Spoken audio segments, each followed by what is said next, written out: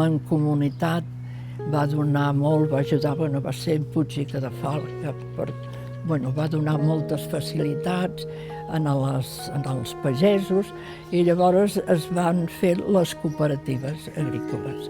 Ell, quan li van encarregar els cellers, era arquitecte municipal de Valls, que va ser quan va acabar la carrera, va estar d'arquitecte municipal. I allà li van encarregar el primer celler, que va ser el de Rocafort de Queralt.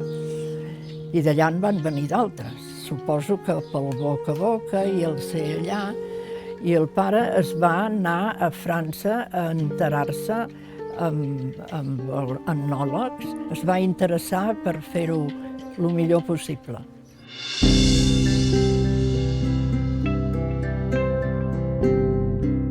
Ell deia que si hagués sigut un arquitecte de ciutat no s'hauria entès tan bé amb la gent d'allà, els pagesos i la gent d'allà dels pobles.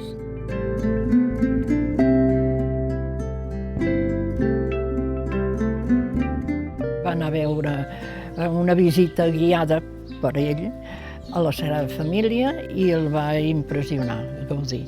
Llavors no se'n parlava, era un boig, un estrany, un geni que havia fet la pedrera, tant això.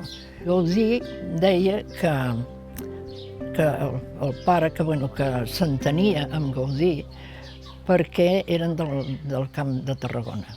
Ell era de Reus i el pare era de Valls.